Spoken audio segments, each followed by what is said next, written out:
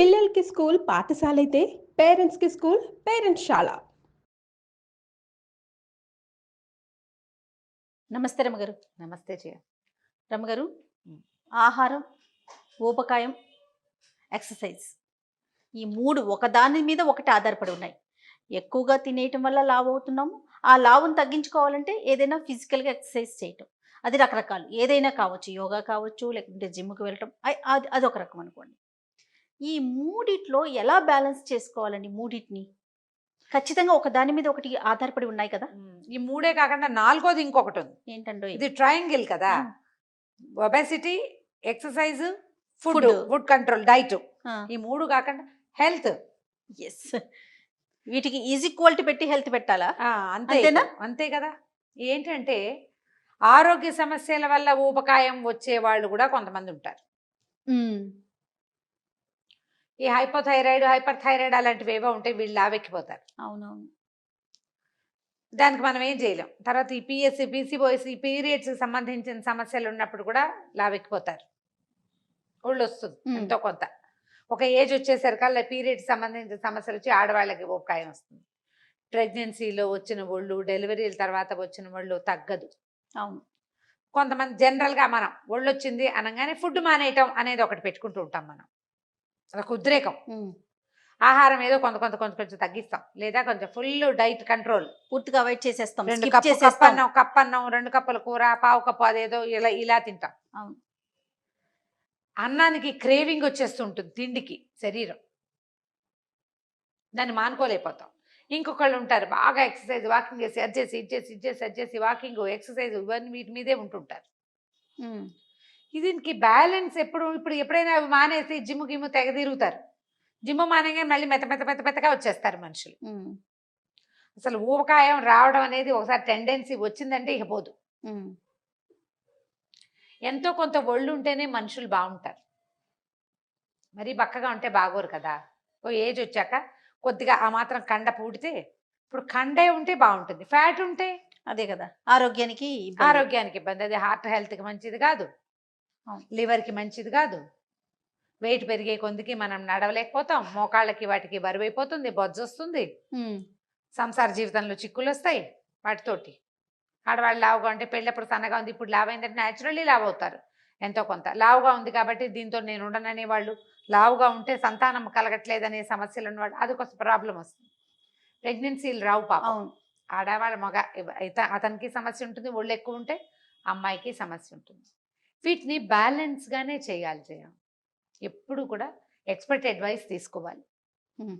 Wait తగ్గడానికి మనంతటా మనం ఒక విధానం పెట్టుకుని చేస్తే అంత బాగా అవ్వకపోవచ్చు. మనకి హెల్త్ ఇష్యూస్ ఉన్నాయనుకో, ఇప్పుడు మనం ఉన్నాం ఏదో కొంచెం వెయిట్ ఉంది, దీనివల్ల మనకేం పెద్ద సమస్య లేవు. మనం ఉండాల్సిన దానికంటే ఒక 10 కిలోలు అంటే హాయిగా ఉండొచ్చు, ఏం కాదు. ఇంకా పెరిగితే కష్టం. అది ఎప్పుడు చెప్పుకుంటూనే ఉంటాం. అవును. 20 కిలోలు ఎక్కువ ఉంటే ఒక 4 తగ్గించండి మొదట. ఒకటి తగ్గించుకుంటూ రావచ్చు. దీనికి ఒట్టి డైటింగే చాలదు, ఒట్టి ఎక్సర్సైజే చాలదు.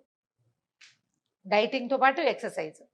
ఆహారంలో కొన్ని అసలు ఉండనివ్వకూడదు.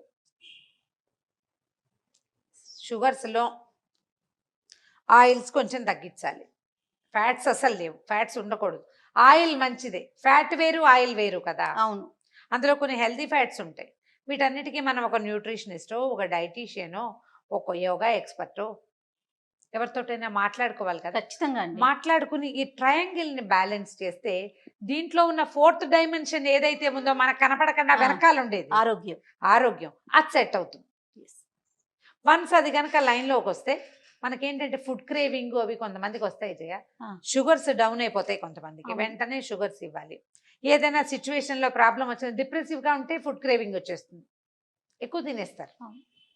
పని ఎక్కువ చేయాల్సి వస్తే ఖైరాన్ వచ్చిందా తినేస్తారు, ఆటోమేటిక్గా అదంతా నిల్వలో పడిపోతుంది. ఈ ఎక్సర్సైజులకి, ఫుడ్ కంట్రోల్కి టైం ఉంచుకోవాలి. అందరూ పెద్దవాళ్ళంతా చెప్పేవి 2 విధానాలు. ఎక్సర్సైజ్ ఎప్పుడు మార్నింగే చేయండి, దానివల్ల ఎక్కువగా ఫ్యాట్ కరిగిపోతుంది, శరీరం మన లోపల ఉన్న కొవ్వుల్ని వాడుతుంది, కొవ్వు కరుగుతుంది. తర్వాత ఫుడ్ రాత్రిపూట తినబోకండి. రాత్రి 6 తర్వాత ఇక అసలు తిననే వద్దు. మనం 1 గంటకు పడుకుంటామండి, 6 నుంచి 1 గంట దాకా ఆకలేసి చచ్చిపోమా అనిపిస్తుంది. కదా. ఇలా తినాల్సి వచ్చినప్పుడు పచ్చి కూరలు తినండి, ఏమైనా స్ప్రౌట్స్ లాంటివి తినండి, సలాడ్స్ తేలిగ్గా సాలడ్స్ లాంటివి తింటే ఏదైనా ఒక పదార్థం నోట్లో వేసుకుంటే సరిపోయేలాంటివే ప్లాన్ చేసుకోండి. దీనికోసం ఏం చేయాలి, మనం ఈ ట్రయోలో ఉన్నామనుకో, ఉన్నప్పుడు ఈ 1 గంట పడుకుంటా 3ంటికి పడుకుంటా అనకూడదు, అర్లీగా పడుకోవాలి, 10ంటికి పడుకోవాలి, పొద్దున లేచి ఎక్సర్సైజ్ చేయాలి. వన్స్ ఈ డైమెన్షన్ ఈ 3ని కరెక్ట్ చేస్తే 4th సెట్ అవుతుంది. మీరు రాత్రిళ్ళు నిద్రపోవటం కూడా ఒబెసిటీ తగ్గడానికి ఒక కారణం అవుతుంది. సరి అయిన వేళకి నిద్ర, సూర్యుడితో పాటు 7ంటికి 8ంటికి పాత రోజులాగా గూట్లో దీపం నోట్లో ముద్దలాగా చేసి నిద్రపోలేం. ముద్దే చేయాలి, నువ్వు నిద్ర కుదరదు. అప్పుడు నిద్రలు కూడా పోయేవాళ్ళు. అందుకే 3:30కి 4కి లేచి కూర్చునేవాళ్ళు వ్యవసాయదారులు వాళ్ళు. ఇప్పుడు వాళ్ళు చేయటాల, వాళ్ళు టీవీలు చూస్తున్నారు, మనకు మళ్ళీ యూట్యూబ్లు చూస్తున్నారు, రాత్రిళ్ళు కూర్చుని ఉంటారు. కనీసం 11 పెట్టుకోండి, డేట్ మారడానికి ముందే పడుకోండి. పడుకుంటే కొంచెం పొద్దున్న లేవగలుగుతారు, మార్నింగ్ ఎక్సర్సైజ్ చేయగలుగుతారు. పూర్తిగా వాకింగ్ కానీ ఏదైనా సరే పొద్దున చేసిన దాని ఫలితం సాయంత్రం ఉండదు.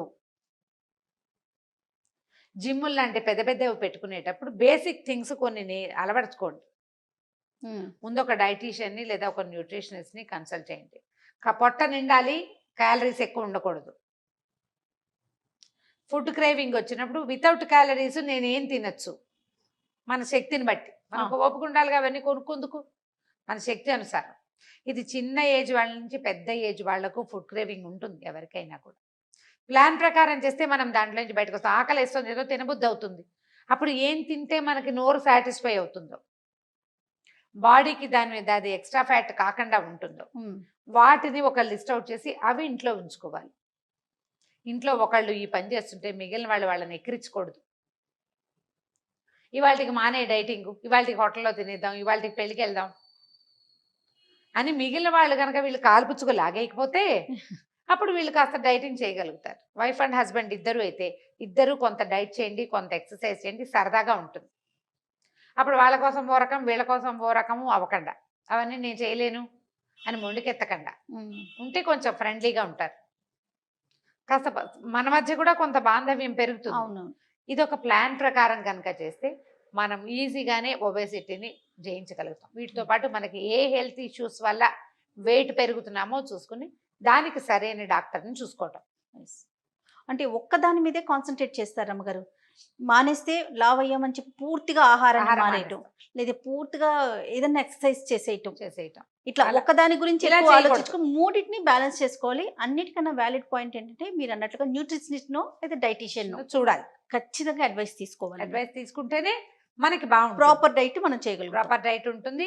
ఎంతో కొంత వెయిట్ ఉండొచ్చు, ఎంత ఉండొచ్చు అనేది మీ పొడుగు, మీ వయసు, మీ వెడల్పు అన్నిటి మీద ఆధారపడి ఉంటుంది. ప్లస్ మన హెల్త్ కూడా. చూడు, ఈ విషయాలు ఎన్నిసార్లు మాట్లాడినా మళ్ళీ ఇందులో ఇది కొత్త మ్యాటర్ లేదు. మిమ్మల్ని ఆలోచింపజేసే 2 విషయాలు తప్ప. అంతే. సరిగ్గా ఆలోచించుకుని దిగండి, మీకు ధైర్యంగా ఉంటుంది. అంతే. నమస్తే.